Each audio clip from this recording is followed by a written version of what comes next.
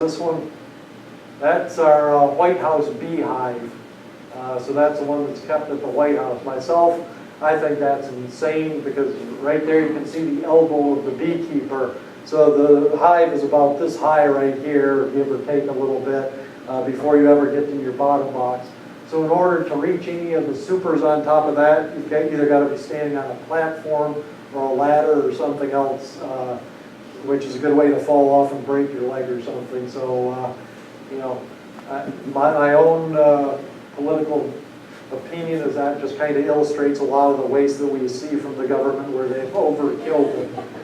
Apologies to our government officials that are in the audience, but, you know, that's a little crazy. Bottom board. The bottom board is what I would start out with myself, and I would put my bottom board right on a cinder block. There's two types. This is a solid one because it's solid, and this type is a screen bottom board because it has a screen in the bottom. I like the screen bottom boards. One of the reasons I like the screen bottom boards is because they allow more ventilation through the hive. Bees cluster together in the wintertime. They don't go dormant. So they're not asleep in the hive. They still have to stay active to stay warm. But the bees are very efficient at staying warm. What really is bad for bees are wet bees. And where you get wetness is where you get condensation. You get all those warm bees in a hive in the cold air. You know, as they're respiring, they're releasing water vapor. And then if it gets on top, up to the top of the hive and condenses, it drips back down, and you end up with a bunch of wet bees. With the screen bottom board, you can get a lot more ventilation through that, so you get a lot less of that condensation. If it does get cold, most of the screen bottom boards that are out there have these nifty little trays that will just slide in the bottom there, and you can close it up that way. Another advantage to this type of thing is bees are susceptible to varroa mites. And they groom themselves, they pick off the mites to some extent, and the mites fall off. If you have a screen bottom board, the mites fall through the screen and down onto the ground, or you can actually put some little bit of vegetable oil on this metal tray, or there's different things that you can put on there. There's sticky boards that you can put in there, and when the mites fall, they get stuck there. And that's one way actually to tell the health of your hive, is by you leave it open, you put in your clean sticky board, and then you count the mite drops over a period of time and say, you know, there's X number of mites. It's not enough to worry about, and there's a whole lot of mites I better treat for mites. So that's an advantage. Also, those political campaign signs that are around, they're the perfect size for fitting in here as well. So, you know, that's another use for those campaign signs. But that's where you would start out. Again, I prefer the screen bottom boards. You know, the solid ones, if the mites fall, they're just going to lay it right there, and they'll crawl back up in the hive onto the bees again. So that's my own personal bias. Slatted rack, I don't use them. I like them. This is one of those things that is really designed to catch the eye of the beekeeper. They do have a purpose. They give you a little bit more dead airspace. It would be the next thing up from your bottom board before you get to where the bees actually live. And these slats run the same direction as your frames. With them in the front of the hive, you get a little bit of dead airspace here. That cuts down on turbulence coming through. You would use that with the screen bottom board. Particularly in the summertime when it gets real warm, you see bees just hanging off the front of the hive because it's really hot, and they try and draw cool air in through there. By having these slatted racks in there, it gives you a little bit more room for the bees to spread out and get some ventilation through there. You do have this disadvantage though of lights falling down in there and being able to crawl back up again. I like them, but I'm not enough that I'm going to go out and buy them and use them. You know, that's one of those things that if money was no object, sure, I'd go out and spend money on them, but, you know, money's limited. They provide that airspace, talked about that. They do have two sides, a deep side and a shallow side. The shallow side goes up. The next thing you come to are the boxes. The brood boxes are deeps, and that's just because they are deeper than a medium would be. These are the biggest ones.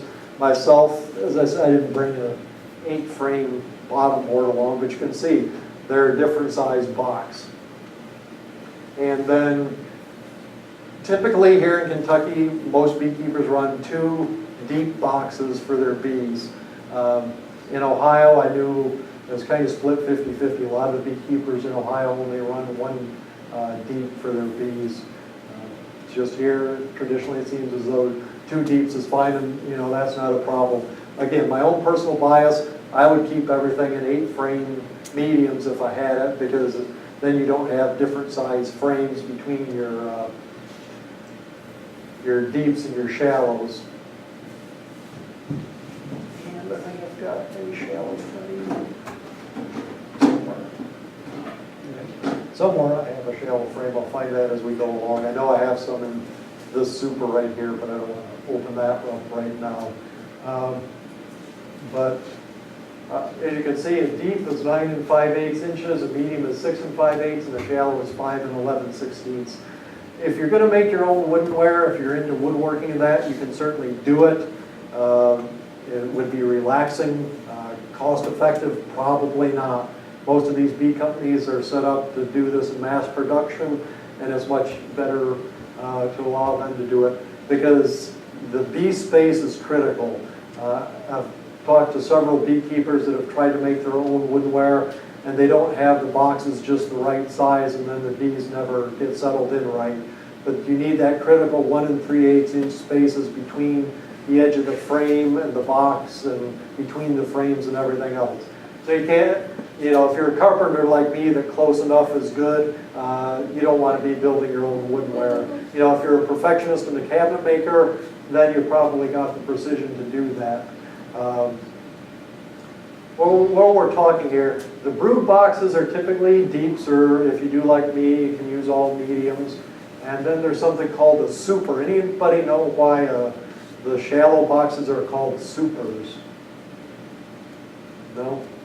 Okay, well, it's because the supers are superimposed on top of the deep boxes, and that's the only reason it is. So they sit on top of the other boxes. That's why they're called supers. They're nothing special. They're just superimposed on top of the other boxes. This is one of the main reasons why I like mediums as well.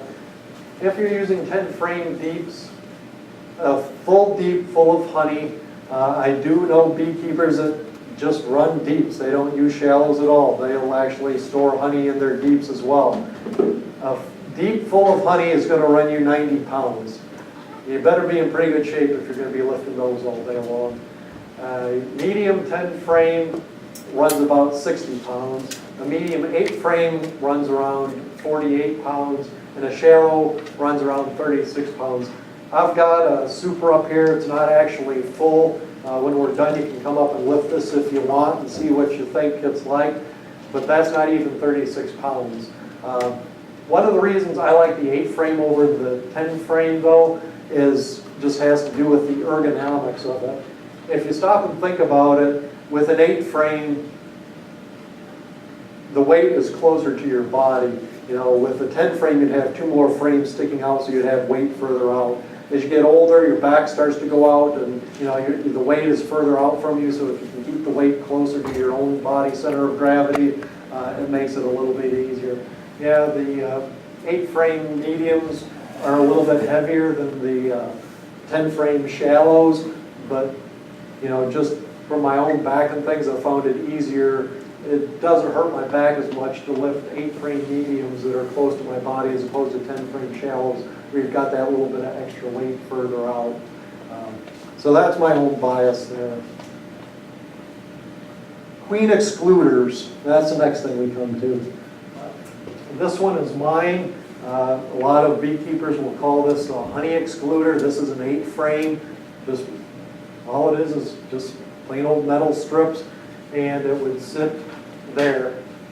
This is a wooden one. Some of them come wooden bound. The reason there's this big ugly yellow square right here on the screen is to remind you, you can tell this isn't one of mine, because if this was mine, it would be painted that ugly yellow color or ugly fluorescent orange, because you would be surprised at how many beekeepers put these on and then forget to take them off, and it really limits their honey production.